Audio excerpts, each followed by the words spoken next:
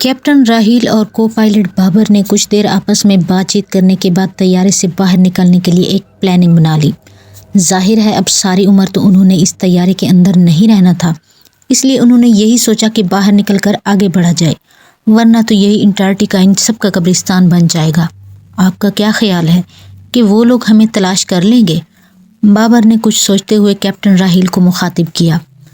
यार क्या कहा जा सकता है, हमारा तो अभी तक किसी भी कंट्रोल टावर से राब्ता ही नहीं हो पाया, तो किसी को कैसे पता चल सकता है कि हम इस सर्द जहन्नुम में पहुंच गए हैं। कैप्टन राहील ने उसकी तरफ देखते हुए जवाब दिया। इसके चेहरे पर मायूसी फैली हुई थी। अगर वो अंटार्कटिका की बजाय किसी और बयाबान इलाका या जंगल में लैंड करते तो इन्हें इतनी परेशानी ना होती, क्योंकि जब तक इन्हें कोई मदद ना पहुंचती वो आराम से तैयारे में मौजूद राशन से गुजारा कर सकते थे। इसके साथ मौसमी असरात से भी बच सकते थे। लेकिन इस वक्त वो जहां लैंड कर चुके थे वो इलाका दुनिया का सबसे सर्दतरीन इलाका था। इसके साथ साथ इन्हें यहाँ तैयारे में मौजूद राशन के ख़त्म होने के बाद अपनी खुराक के लिए बहुत मेहनत करना पड़ेगी। यही सोच सोच कर कैप्टन राहील की पेशानी पर सोचों की लकीरों ने उभरना शुरू कर दिया। ख़वातीनो हज़रात, तवज्जो फरमाएं। जैसा कि आप सब जान चुके हैं कि हमें हंगामी तौर पर अंटार्कटिका जैसे सर्दतरीन इलाका में लैंड करना पड़ रहा है, चूँकि तैयारे में ज़रूरत से ज़्यादा राशन मौजूद नहीं है। लेकिन फिर भी हमारी कोशिश होगी कि किसी को किसी किस्म की परेशानी का सामना ना करना पड़े। इसके लिए हमारी आप सब से भी दरख्वास्त है कि आप सब निहायत तहम्मुल का मुजाहरा करते हुए अपने ज़िम्मेदार होने का सबूत देंगे। ये कहकर एयर होस्टेस ने माइक एक जानिब रखकर कैप्टन राहील की जानिब देखा। कैप्टन राहील और इनके साथ पायलट बाबर साहिबान के बाहमी मशवरे से तैयारे से कुछ अफराद बाहर निकलकर आसपास के इलाका का जायजा लेंगे, ताकि देखा जा सके कि वो इस वक्त कहाँ हैं और क्या यहीं इस तैयारे में रुककर किसी की मदद का इंतज़ार करना चाहिए या फिर खुद किसी की मदद की तलाश में आगे बढ़ना चाहिए।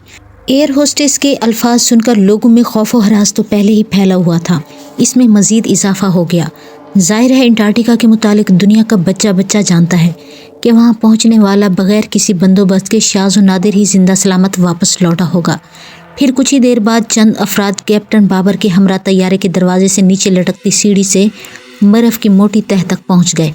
बाहर निकलते ही इनकी हालत बहुत ख़राब हो गई। इसके बावजूद उन्होंने सर्दी से बचाव के लिए भारी और मोटे कंबल नुमा कपड़े पहन रखे थे, लेकिन बर्फीली हवाएं थी कि इनके जिस्म को सुन्न किए हुए थी। यूं लगता था जैसे इनके जिस्मों में चारों तरफ से कोई बारीक बारीक सुइयां चुभो रहा हो। ताहद्दे निगाह चारों तरफ सिवाय बर्फ के कुछ दिखाई नहीं दे रहा था। दूर बहुत से दरख्त भी दिखाई दे रहे थे, लेकिन वो सब के सब बर्फ से ढके हुए थे और अचानक देखने पर यूं लगता था जैसे बहुत से जिन्नात सफ़ेद कपड़ों में मलबूस एक कतार की सूरत में खड़े हुए हों। इस जगह तो हम 2-3 दिन से ज़्यादा जिंदा नहीं बच पाएंगे। मेरी तो अभी से हालत पतली होने लगी है। साथ चलते एक मोटे पेट वाले शख्स ने लरजते होंठों से बड़बड़ाते हुए कहा। ये शख्स खुद उठकर इनके साथ चलने के लिए तैयार हो गया था और शायद इसे मुहिमजोई का बहुत शौक था, वरना जिस कदर इसका पेट बाहर निकला हुआ था ऐसे अशखास तो सिवाय खाने के कुछ और सोचते तक नहीं हैं। लेकिन तैयारे से बाहर निकलते ही इसकी हालत ख़राब हो गई थी और इसका मुहिमजोई का शौक धरे का धरा रह गया था।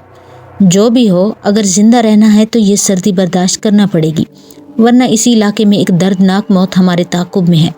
ज़ाहिर है तैयारे में मौजूद राशन भी कितने दिनों तक चल सकता है, एक ना एक दिन तो इसने ख़त्म ही होना है।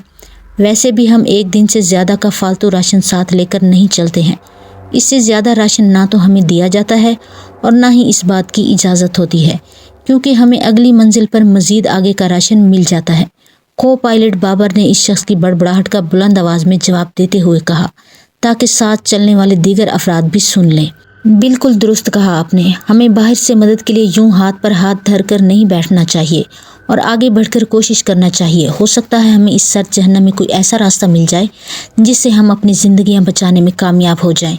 एक दुबले पतले शख्स ने इसकी बात सुनकर जवाब दिया। वो एक दुबला पतला सा शख्स था जो चेहरे मोहरे से बेज़रर इंसान लग रहा था, लेकिन इसकी बात करने के अंदाज से साफ जाहिर था वो काफ़ी समझदार भी है। इसकी बात सुनकर सब ने तायद में सर हिलाए और फिर आहिस्ता आहिस्ता चलते आगे बढ़ते रहे। काफ़ी दूर तक चलते रहने के बाद इन्हें अचानक यूं महसूस हुआ जैसे इनके पांव तले बर्फ़ की तह आहिस्ता आहिस्ता नरम होती जा रही हो। Please like, comment and subscribe the channel Shehzad Khan Horror Stories, and thanks for watching.